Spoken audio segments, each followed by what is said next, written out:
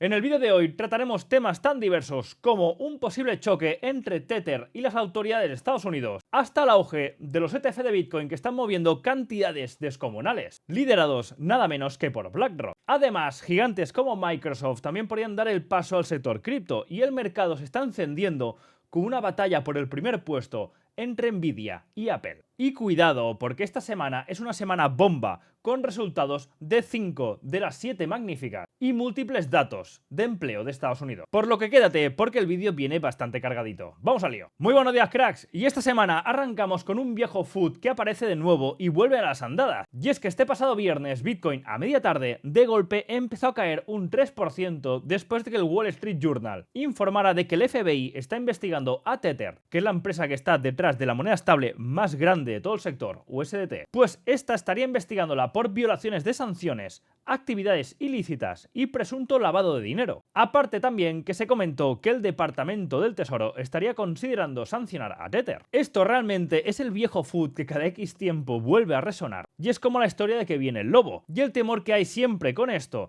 es sobre todo por el tamaño que tiene esta empresa y las implicaciones que podría tener si se aplicaran las sanciones o prohibiciones a la mayor moneda estable del sector. A todo esto, el CTO de Tether, Paolo Ardoino, no tardó en salir a dar respuesta a esta noticia del Wall Street Journal, diciendo que todo esto son fake news, negando firmemente estas acusaciones, y afirma que justamente están cooperando activamente con las autoridades precisamente para evitar actividades ilícitas. De hecho, en su página web, Tether publicó un comunicado en el que calificaban de irresponsable el reportaje del Wall Street Journal, acusándoles de basar sus afirmaciones en rumores de fuentes anónimas, sin antes consultar a los afectados. Por lo que iremos viendo esta semana si aparecen más noticias sobre esto, pero el precio de Bitcoin, aparte de la volatilidad momentánea, se mantiene más o menos estable en los mismos niveles que antes de la noticia. Y seguimos conociendo cómo más países de Europa ya están mostrando sus cartas sobre la regulación del sector cripto. Y el último es Holanda, el cual va a iniciar una consulta sobre el proyecto de ley de declaración de impuestos sobre criptomonedas, por lo que veremos a ver qué tipo impositivo ponen. Pero de momento lo que sí van a hacer es aumentar la vigilancia sobre el sector, obligando a las empresas a que informen de los datos de sus clientes. Y como siempre te recuerdo que si te gusta y valoras mi trabajo, dale al like, suscríbete al canal y recuerda activa la campanita aquí abajo para estar al día cuando suba nuevo contenido.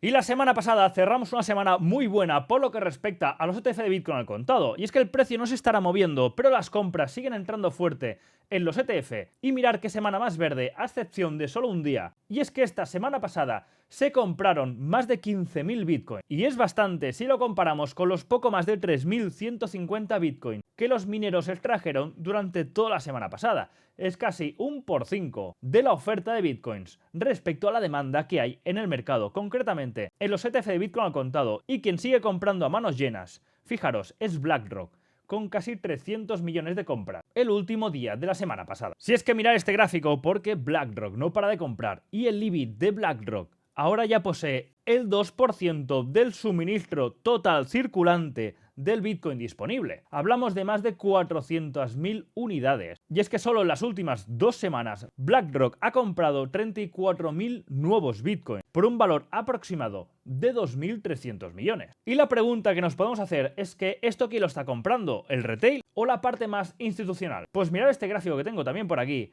porque según fuentes de Bloomberg y un informe de Binance Research, el 80% de la demanda de los ETF de Bitcoin al contado proviene de la inversión particular, por lo que parece que los grandes inversores, las grandes instituciones, fondos, etcétera, o están comprando por otras vías, o puede que aún no hayan empezado a entrar fuerte en el activo, o por lo menos a mostrar interés. Y si no, mirar esto, porque Microsoft, que es la tercera empresa más grande del mundo, va a someter a sus accionistas en el mes de diciembre a una votación para decidir si la empresa invierte o no invierte en Bitcoin, e incluye este en su cartera. De momento, según fuentes de la empresa, estos ven muy poco probable que esto salga adelante, pero de ser así, atención, porque esto ya son empresas bastante gordas, no hablamos de empresas pequeñas, hablamos de la tercera empresa más grande del mundo. Y de momento, el consejo de la empresa se ha manifestado en contra de adoptar esta medida. Lido DAO ha anunciado el lanzamiento del módulo Community Staking, el CSM, para fomentar la descentralización de Ethereum. Y es que este módulo va a permitir a los usuarios convertirse en validadores de la red con un depósito mínimo de 2,4 Ethereum, reduciendo significativamente los requisitos técnicos y financieros que existían hasta ahora. Y es que hasta ahora eran necesarios 32 Ethereums para ser un validador. Y aunque actualmente está en fase de adopción inicial con algún acceso limitado, este CSM se abrirá a todos los participantes en un futuro cercano.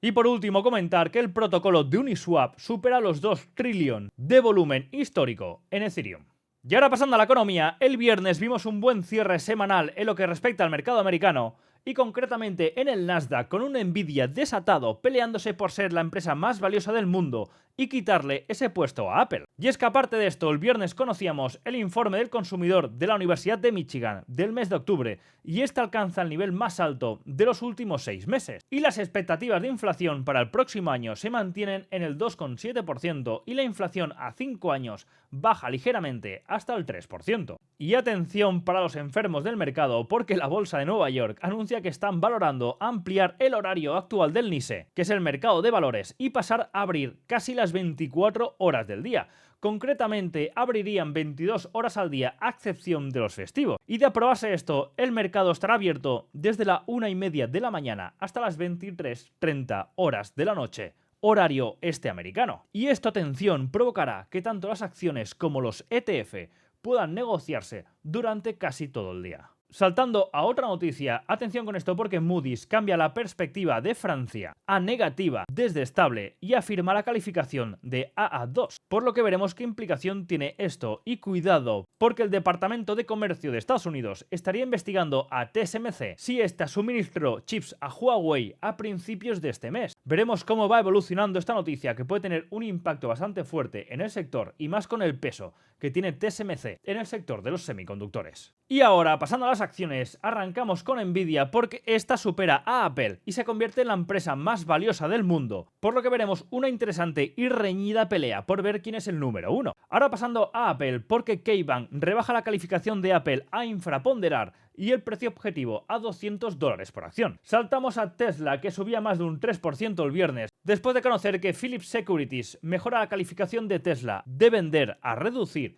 y aumenta el precio objetivo a $230 por acción. Pero fijaros que dos cierres, tanto el jueves como el viernes, acercándose ya a romper la estructura que vimos en el pasado mes de julio. Ahora pasando a Meta, que subía también un 1% el viernes, cuando conocíamos que Bernstein eleva el precio objetivo de Meta a $675 por acción y siguen siendo muy alcistas con la compañía. Ahora pasando a Palantir, que subía un 3% y está muy cerca de máximos históricos, prácticamente si no os ha roto ya. Y es que la empresa alcanza una valoración de $100.000 millones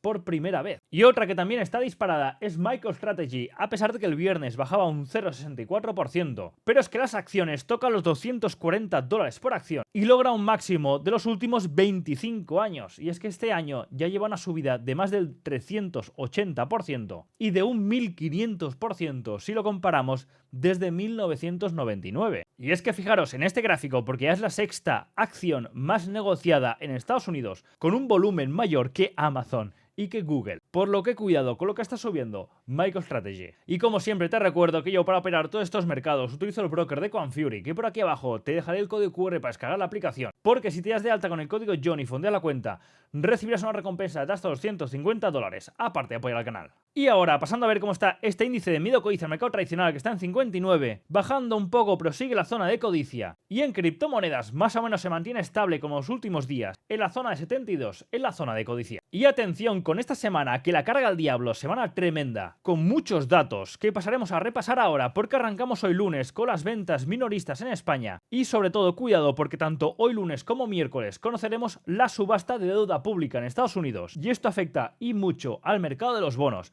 Y más viendo cómo están justamente estos últimos días apretando arriba con el rendimiento, que esto sí que puede tener afectación directa con los mercados. Luego pasando a martes conoceremos la confianza del consumidor del The Conference Board en Estados Unidos y la encuesta JOLTS de empleo, el primer dato de empleo de la semana, y no será el único. Luego pasamos a miércoles con el dato de IPC de inflación en España y Alemania, el dato de PIB en España, Alemania y la eurozona, desempleo también en Alemania y atención, dato de empleo privado ADP en Estados Unidos, el dato de PIB en Estados Unidos e inventarios de petróleo también en Estados Unidos. Luego saltamos a jueves con tipos de interés en Japón, que se espera una pausa, pero después de ver lo que ha pasado ahora mismo a nivel político, atención con lo que pueda llegar desde la isla japonesa. También conoceremos el dato de inflación, el IPC en la zona euro. Atención con el dato del PCE, dato de precios al consumo en Estados Unidos, dato que se fija mucho la Fed. Y también cerraremos el día con el dato de desempleo semanal en Estados Unidos. Y luego pasando a viernes, que no será ni mucho menos el día más flojo,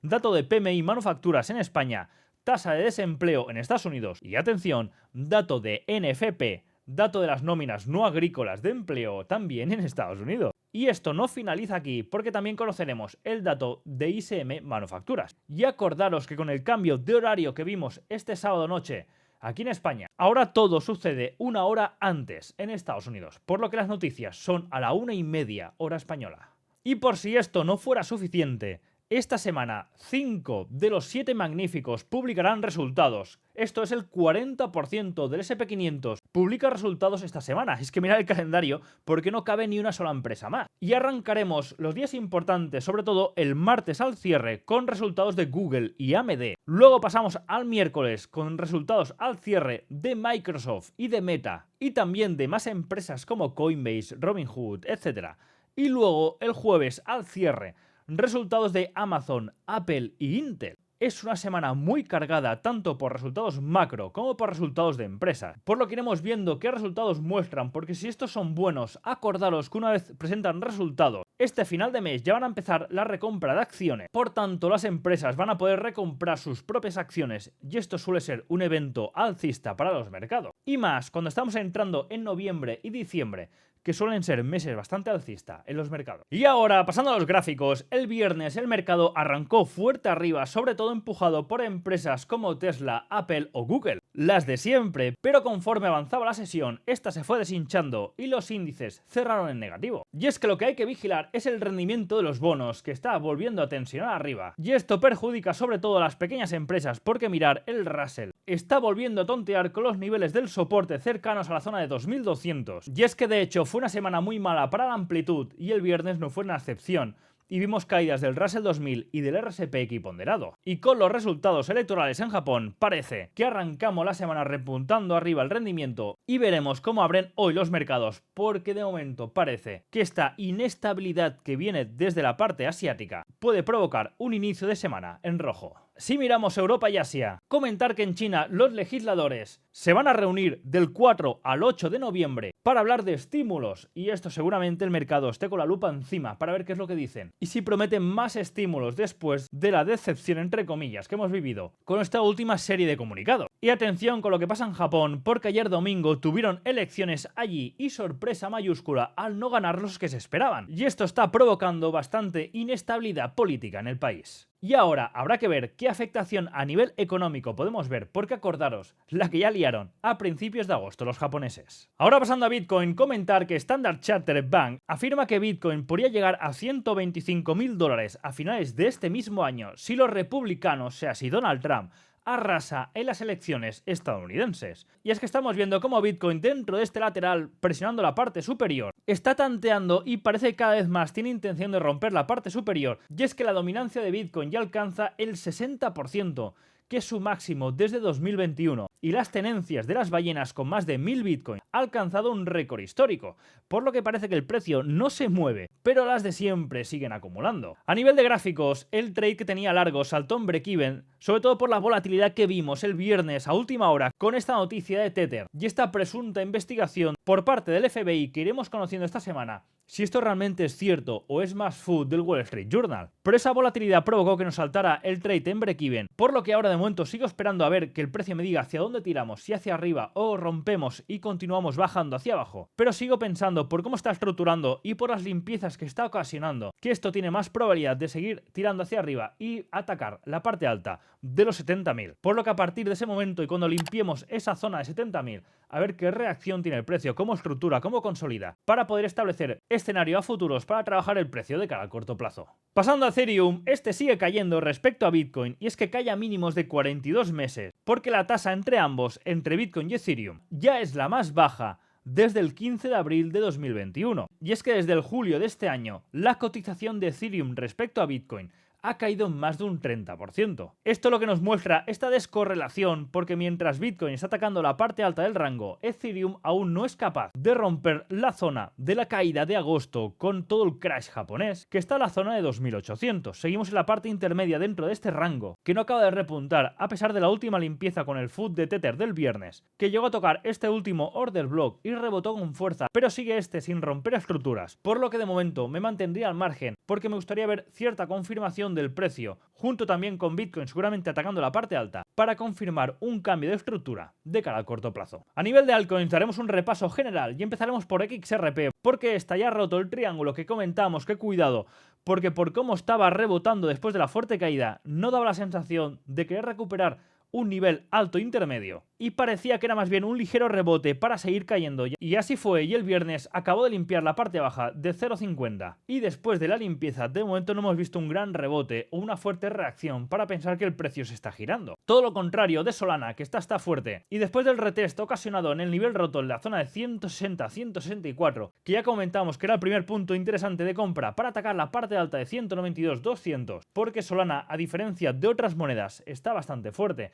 que también es el caso de Dogecoin, que después de retestear este nivel no llegó a confirmar, cayó, pero vuelve a probar la parte alta, por lo que atención, sí confirma que el primer nivel a testear sería la zona de 0.15-0.17, y aquí de momento me mantengo al margen porque el primer punto de entrada se dio aquí abajo, y de momento en toda la subida quiero ver cómo acaba de atacar la parte alta para ver si después de atacar esta parte alta en esta parte intermedia de 0.14-0.15 deja algún punto interesante para atacar y romper el nivel de la zona del 0.17. Ahora pasando a Sui, en esta sí que saltó el stop loss, porque esta vez no repitió el patrón de que después de romper apoyan el complex fullback, y esta vez, después de romper, que eran los máximos de la zona de 220, en lugar de apoyar con la vela del viernes del FUD de Tether, rompe este order block y ahora está testeando la parte baja, por lo que de momento me mantendré al margen, porque es posible que vengamos a romper los mínimos de 1.60, y hasta que no ven a rotura estructural alcista, de momento me mantendría al margen. Ahora pasando a Link, al igual como otros activos que comentaré ahora, está empezando a romper el triángulo por la parte inferior, por lo que de momento estaré en observación, pendiente de ver qué hace, cómo consolida y cómo logra alcanzar ciertos niveles para plantear operaciones de cara a futuro. Y es que el dibujo es muy similar también al de Cardano, que ya comentamos que atención, que estamos apoyando en este triángulo y lo normal, visto el pasado,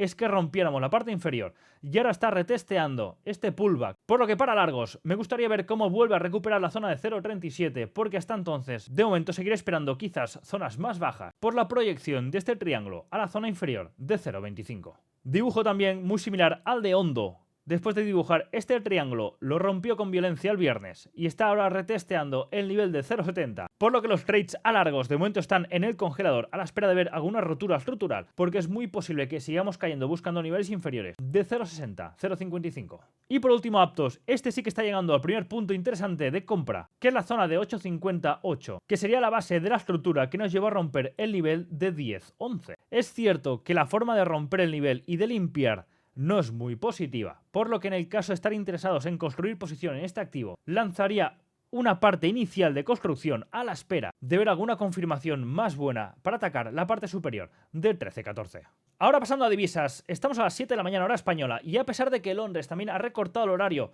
como en España, estamos viendo cierta reacción como si fueran las 8 anterior hora de Frankfurt. Y es que fijaros que a nivel de diario, ya hace unos días que llegamos a un nivel importante de posible rebote del euro de cara al corto plazo, por lo menos a recuperar la zona de 1.088 y cerrar esta ineficiencia que se ve más clara en gráfico de 4 horas, donde vemos que el euro no pudo hacer un nuevo máximo y en cambio el DXY sí que hizo un nuevo mínimo. Desde entonces la fortaleza del DXY es bastante más grande que la del euro y el viernes, después de conseguir limpiar la estructura superior del euro, fijaros aquí en gráfico más pequeño de M15, el precio se giró con violencia y justo ha ido a buscar los máximos de la anterior semana en el DXY, que no son los mínimos de la semana pasada en euro-dólar. Esto es la señal de que posiblemente esta semana veamos esa corrección esperada en el euro, que lo lleva a buscar niveles superiores por encima del 1,084 que marcó la semana pasada. Acordaros que el viernes comentábamos que estamos en esta zona de aquí, que muy posiblemente por cómo está dejando la estructura, tanto el euro-dólar como el DXY, viéramos alguna limpieza a la parte superior del DXY, como así pasó en el euro, para después buscar la parte contraria, y fue el trade a largos, que ya os comenté que estaba esperando en esta zona. Después vino la limpieza y el fuerte cierre semanal, sobre todo con el aumento de rendimiento y el ataque comunicado de Israel a Irán.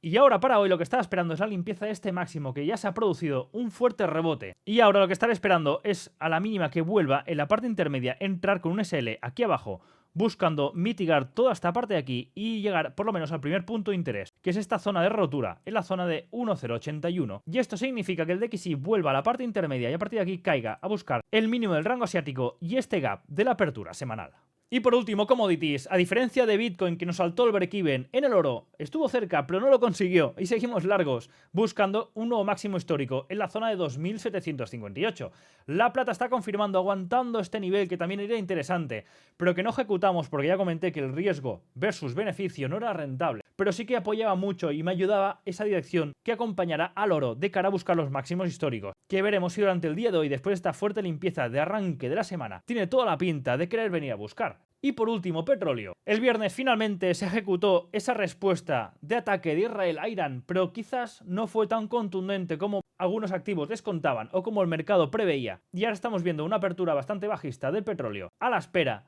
tanto de estímulos chinos como de ver cómo se complica, si más o menos, los conflictos bélicos que hay por el mundo. Perfecto, con esto cerramos ya el vídeo por hoy. Arrancamos una semana bastante cargada tanto a noticias macro, con muchos datos de empleo, datos de PIB, datos de PCE, datos de inflación en Europa, un montón de datos. Y también acordaros que hay resultados de 5 de las 7 magníficas en Estados Unidos. Y encima, esta semana es la recta final de las elecciones, que son justo la semana que viene. Por lo que veremos qué sorpresa nos tiene preparada esta semana, que es una semana muy bomba, muy cargada. Atención con las posiciones, atención con la gestión del riesgo, porque va a ser una semana seguramente muy volátil y muy movida. Y ahora sí, que vaya muy bien el día. Cuidado con los SLs, nos vemos el miércoles. Hasta luego.